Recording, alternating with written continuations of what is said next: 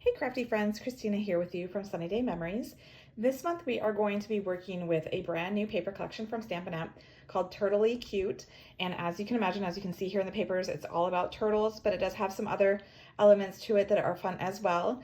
But we have like some turtle, tortoise, shell patterns here, these two here. We've got papers that have turtles in there doing some outdoor things, some swimming, snorkeling, barbecue. We've got some musical notes. And we've got this fun feature that's a little bit different where you can cut up some of these cards. You could use them to make some cards kind of as a background scene, or you could use them on your scrapbook page. And let me go ahead and flip these over so you can see the other patterns as well. So you can see exactly why it's called Turtley Cute. You've got more turtle themed here with some music, some bicycles, some partying here, and then you've got some fun stripes, diagonal stripes, and some polka dots. So lots of fun papers to work with. Okay, so today's project is going to be a really easy, fun fold card. I like that it is easy to do and it gives a little extra motion, a little interactivity to the recipient. So let's go ahead and get started. So the base of it is a traditional size card that you would do where it's 8.5 by 5.5. You're gonna go ahead and score it at the traditional 4 1/4, but you're gonna also score it at 1.5 here, so you can fold this part back. Okay, then we're gonna go ahead and we're gonna have an additional piece of that garden green. And this additional piece here is going to measure 3 inches wide by 5.5. So it's still as tall, but it's not as wide because what we're gonna do is we're gonna actually attach it to this little flap, and that is what's gonna create that fun little effect. Okay, super easy, super fun. So let's go ahead and add our cute papers here from the Turtley Cute collection. So what I've done, let me just go ahead and flip it like this so you can see.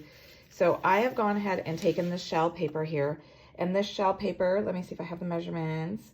It measures 2.5 by 5 1/4, and I'm just gonna go ahead and adhere it to the center of that back panel. So it just kind of peeks through on the card, leaving a nice border of that garden green on all the edges there.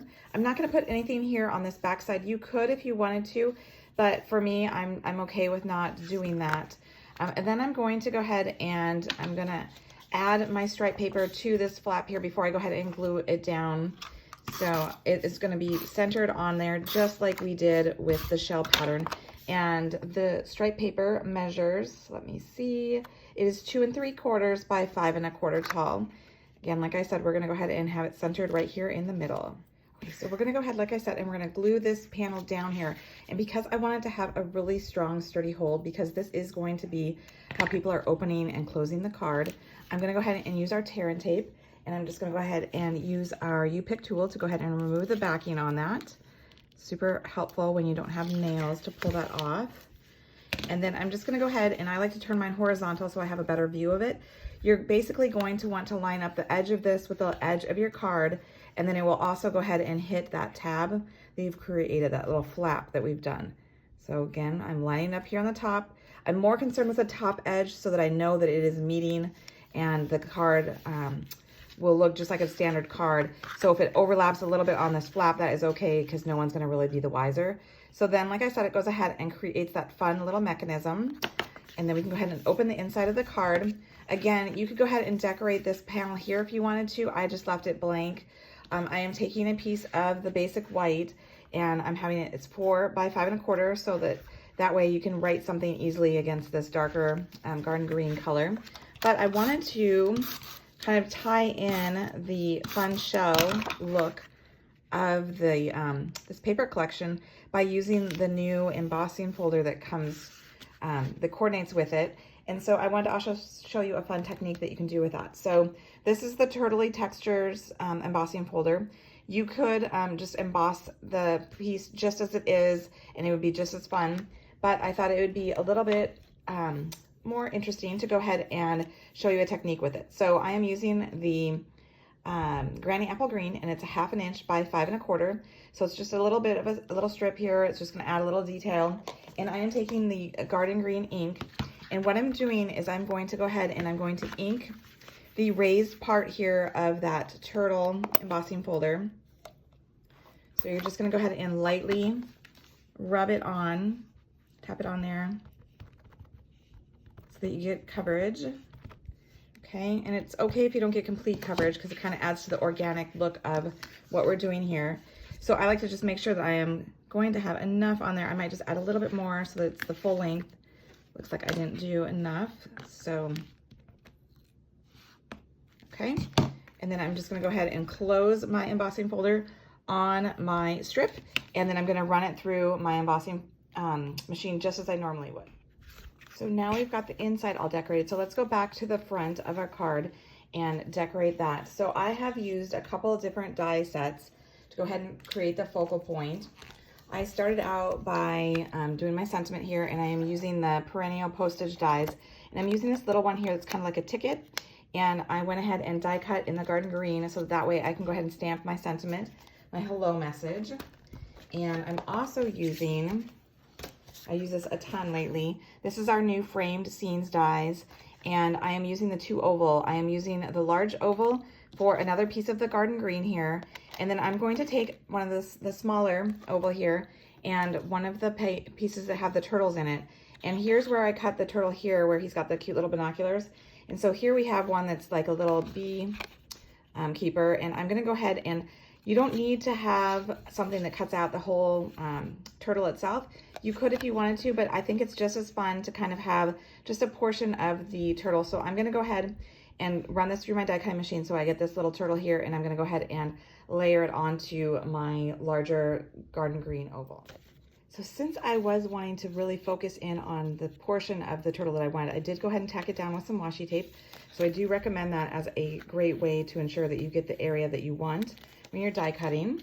And so you can see how I've got this great little beekeeper turtle. So I'm just gonna go ahead and adhere it directly on there, centered on the garden green.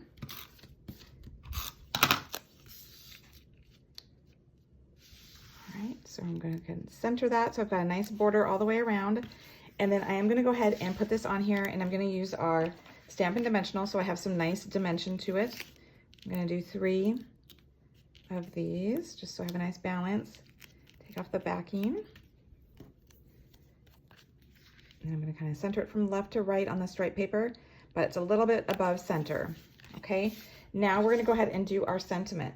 So for the sentiment, I used the Poised Peony set. I'm using the little hello here. I just wanted it to be a simple card that I could send to anybody with that really kind of generic sentiment that's perfect to go to anyone. Just a great way to say I'm thinking of you.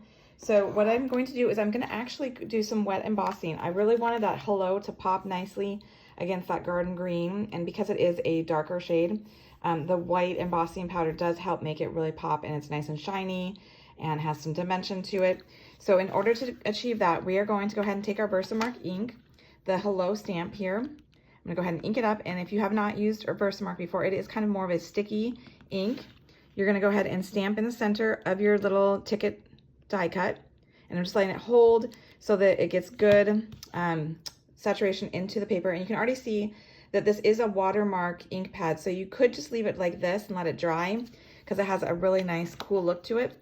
But like I said, I wanted it to really pop, and so I'm going to go ahead and I'm going to take my white embossing powder, and I'm going to take a sheet of some printer paper just because I don't have my little tray handy, because this will allow me to easily put it back into my jar. So I'm just going to go ahead and sprinkle on top of there, tap off the extra, and I didn't actually wipe it clean before I, usually I would use my embossing buddy, and so I might get a little extra stray pieces here, but I'm just gonna kind of wipe it the best I can. And I'm gonna sprinkle a little bit more because I can see like the tips of the letters there did not get it, but you can see here I must have like tapped it with my ink, like my block there. And so it is kind of making a little bit of a trail that we don't want on there. So I'm just taking a paintbrush to kind of flick those away. And now I'm gonna go ahead and I'm gonna take this underneath my heat tool and dry this so that way it goes from this grainy kind of sand look to a nice glossy raised smooth appearance. All right, so you can see here now it has gone to that nice smooth glossy appearance. So I did want to note 2 things for you. When you are doing your heat tool, I do recommend that you heat it up like maybe 10 to 15 seconds before you go ahead and start going to your image that you are wanting to heat up. Then I always do mine in small circles just because it kind of helps distribute the heat a little bit evenly, where I'm not just focused on one area, because you don't want it to like start to burn or anything like that. So just kind of doing like small little motions of circles is a great way to go ahead and do your heat embossing. Okay, so then I'm gonna go ahead and take my piece of paper that I have put my powder on and just go ahead and dump that back into my jar. So that way I'm not wasting any. And make sure there's no stray ones on my work surface. And that's a great way if you don't have your tray handy. Okay, so then I'm gonna go ahead and again use some of our Stampin' Dimensionals. I'm gonna put 2 on here. And then I'm gonna go ahead and adhere it right below the cute little turtle. So I've got my little hello.